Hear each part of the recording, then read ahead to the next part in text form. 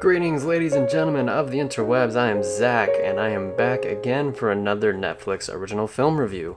This time, we have The Red Sea Diving Resort. Directed by Gideon Raff and starring Chris Evans, the film tells a true story of the brave men and women who used a diving resort in Sudan in order to smuggle refugees to Jerusalem whilst avoiding a murderous and oppressive military regime. If this premise sounds vaguely familiar, you're not entirely crazy. It's very similar to the film Argo in that the operatives use some kind of unique business venture to rescue those in need.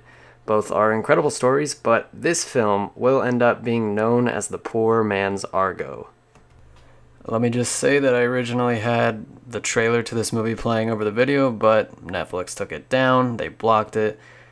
Not cool, Netflix. I thought we were cool, but I can see that I misjudged our relationship. Now, one of the things I did enjoy about this film was the cast. Chris Evans is solid even if he's essentially playing Captain America in Sudan. Seriously, he's even got the whole Infinity War look going on. Ben Kingsley is also in the film, and while he doesn't have much to do other than play the stereotypical superior to our team of operatives, he is quite good as usual. I was also pleased to see Michelle Houseman in this film, as he was great as Dario Naharis in Game of Thrones. It was honestly a blessing for him to do this film rather than appear in the final season of Game of Thrones, because while this film is less than stellar, the 8th season of Game of Thrones was historically bad. Sorry, I had to get my daily shot at Game of Thrones out of the way. Let's continue, shall we? So yes, the cast was good, and they mostly played their roles convincingly. The problem is that aside from Chris Evans as Ari, none of the other characters are even given chances at arcs. They all pretty much stay the same for the entire movie. Even Ari doesn't really actually change. He's just a straight up good person for the entire film. The villains are just faceless military psychos who execute innocents and whatnot, led by a fairly forgettable commander who smokes a cigar and orders them to execute innocents and whatnot. Even the refugees aren't represented in an overly sympathetic manner in that they too are faceless. The movie basically just tells us that we need to feel bad for these people because they are being persecuted, yet it doesn't provide us with one character of that group that we can latch onto and feel a strong emotional connection to. In comparison, the South Korean film Okja does a phenomenal job at doing just this same exact thing, with CGI super pigs. By the way, if you haven't seen Okja, check it out, it's a great film. Essentially, there aren't a lot of emotional moments in a film that should be chock full of them. Chock full. Very interesting expression. On the technical side, I did enjoy the cinematography. The movie was chock full.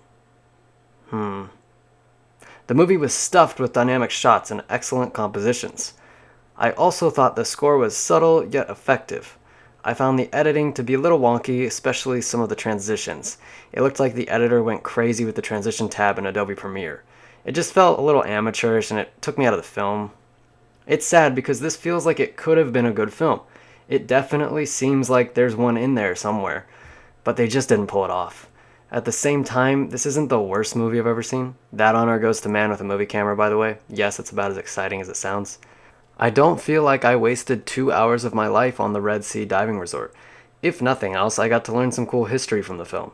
By the way, you may want to know a thing or two about the whole Jewish refugee crisis in Sudan during 1979 to 1980 going in. I don't think the film does a very good job explaining the situation in the beginning. So, what would I give this film? Probably a 5 out of 10. It's fairly middling, and I likely won't remember too much about this one in a year or two. Well, that's all for this one, folks. The Red Sea Diving Resort is available to watch right now on Netflix, so go take a look if you're interested. If you've already seen it, let me know what you thought in the comments below. Thank you so much for watching. Leave a like or subscribe. It's totally up to you. If you do, though, I'll be chock full of gratitude. That doesn't even make sense. Oh, I just looked it up. It's chalk, not chalk. I was thinking of a chalkboard. Good to know. Good to know.